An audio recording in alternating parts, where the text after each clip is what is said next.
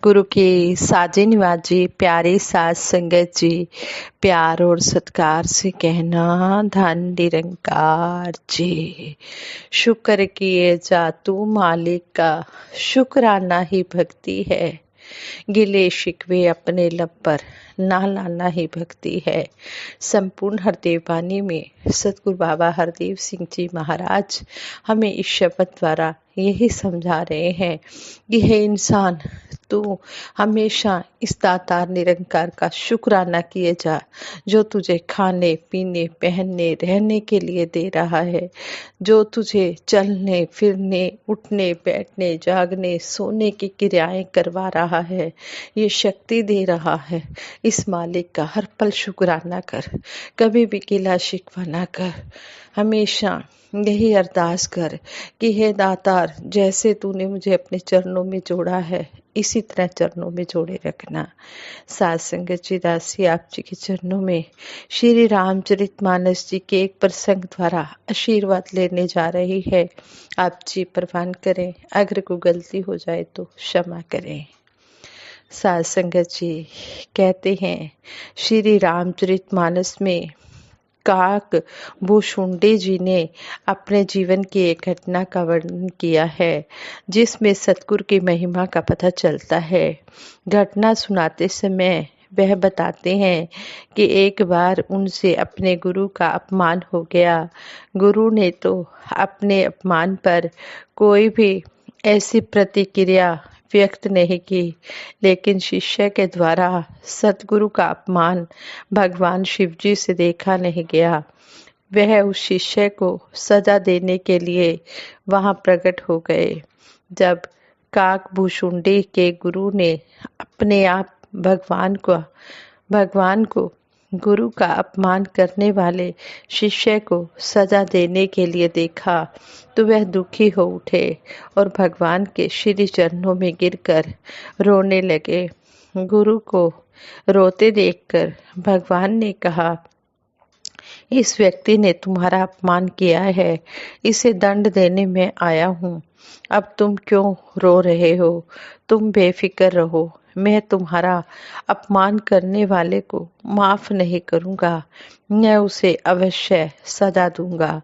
भगवान की बात सुनकर गुरु महाराज बोले, आप मेरा अपमान करने वाले को अवश्य सजा देंगे, यही मेरी परेशानी का कारण है। यदि आप इसे माफ कर देते तो मुझे कोई परेशानी न होती। उन्होंने आगे कहा, इस व्यक्ति ने भले ही मेरा अपमान किया है, लेकिन यह मेरा शिष्य है, आपका भगत है। शिष्य के भले बुरे का ध्यान रखना गुरु का फर्ज होता है। यदि आप इसे सजा देंगे तो फिर मैं अपना फर्ज कैसे निभा पाऊंगा? यदि आप सचमुच ही मुझ पर खुश हैं और दुनिया में मेरा अपमान होते नहीं देख सकते, तो इसे माफ कर दे। शिष्य को कोई दुख ना हो, वह सदा फले फूले, उसे किसी प्रकार की भी सजा ना भुगतनी पड़े, इसी में गुरु का सम्मान है। ऐसा महान होता है सतगुरु, वह इसी का बड़प्पन है कि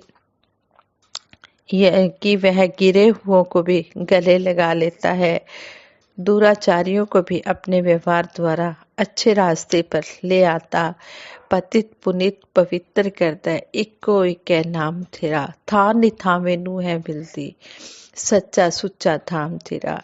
संपूर्ण अवतार पानी में भी शहंशाह जी फरमा रहे हैं कि ये कोई कैसा भी हो, कोई जो भी जैसे भी कर्म कर रहा है, कोई ब्रह्म ज्ञान लेने से पहले जैसे भी कर्म कराए, सतगुरु सच्चा पातशाह सभी को अपने गले से लगाता है जो इसकी शरण में आ जाता है। यही एक सच्चा सुच्चा धाम है, जहाँ पर कहते हैं कि जिसका कोई सहारा नहीं होता, जिसका कोई आसरा नहीं होता, जिसका कोई गुजारा नहीं होता, उसको इस दर पर आकर आराम मिलता है। इस जगह पर आकर उसको जगह मिलती है, स्थान मिलता है। सतगुरु अपने चरणों में स्थान दे देता है और सतगुरु कहते हैं कि सतगुरु ਨੂੰ ਸਿੱਖ ਪਿਆਰੇ ਆਪਣੇ ਪੁੱਤਰ ਧੀਆਂ ਤੋਂ ਸਤਿਗੁਰ ਆਪਣੇ ਸਿੱਖਾਂ ਨੂੰ ਹੀ ਦੀਨ ਇਮਾਨ ਸਮਝਦਾ ਏ ਕਹੇ अवतार गुरु सिख ताई अपनी जान समझदा है। शहनशाह जी भी इस शब्द द्वारा यही समझा रहे हैं कि सतगुरु को अपने शिष्य बहुत प्यारे होते हैं। ये कभी भी किसी के द्वारा किया हुआ अपने शिष्य का अपमान सहन नहीं करता है। आओ दातार से यही आशीर्वाद मांगे सच्चे पातशाह हम हर एक संत का आदर सत्कार करते चले जाएं और अपने सतगुरु निरंकार दातार को हमेशा खुश रखें। सतगुरु माता सुदीक्षा जी महाराज भी अक्सर अपने विचारों द्वारा हमें समझाते हैं कि भगत हर रंग में इस प्रभु को ही देखते हैं। बाग में चाहे फूल दिखने में अलग अलग हों, उनकी खुशबू भी अलग अलग हो, फिर भी वो सुंदरता बढ़ाने का ही कारण बनते हैं। कई बार फूल के साथ साथ कांटे भी होते हैं। अब यह हम पर डिपेंड करता है कि हम फूल देख रहे हैं या हमारा ध्यान उस फूल के कांटों पर है। अगर हमारा ध्यान फूल की कोमल पंखुड़ियों पर जाएगा तो किसी भी चीज में कोई कमी नहीं दिखेगी, पर अगर कांटों पर ध्यान देंगे तब फूल के बाकी गुण नहीं देख पाएंगे। अंग संग कांटों से घिरे होकर भी फूल अपनी कोमलता और खुशबू नहीं छोड़ते। इतना ही नहीं, जो कोई उस फूल को अपने हाथ में पकड़ ले, उसके हाथों से भी फूल की खुशबू आने लगती है। किसी शायर ने भी कहा है, फूल कर ले निबाह कांटों से, आदमी ही ना आदमी से मिले। कि फूल तो कांटों के साथ भी अपना गुजारा कर लेते हैं, एक आदमी ही होता है जो आदमी के साथ अपना मिलवर्तन की भावना नहीं रखता है।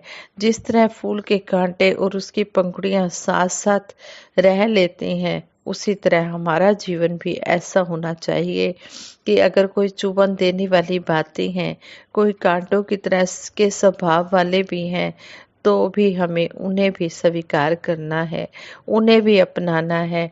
हम यह भी जानते हैं कि सबके स्वभाव अलग अलग हैं।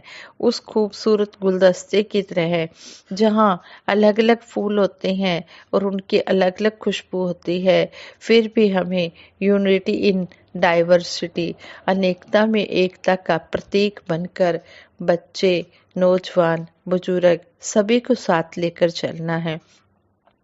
हम अपने को और बेहतर बनाने की कोशिश कंटिन्यू रखें।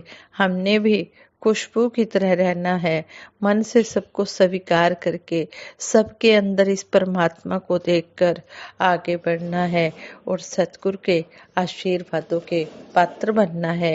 और सतगुरु दातार के चरणों में यही अरदास करनी है कि सच्चे पातशाह हम रंग बिरंगे फूलों की तरह एक बगीचे में रंग बिरंगे फूलों की तरह एक बगीचे में गुलदस्ता बनकर रहें। हम सारे संसार में मिलवर्तन की भावना फैलाएं। रंग बिरंगे फूल चमन में प्यार से मिलके रहते हैं, लगते हैं मन भावन कितने जब ये साथ महकते हैं। डाली पर हो या जमी पर फूल सदा मुस्काते हैं, तोड़ने वाले हाथों को भी खुशबू से महकाते हैं।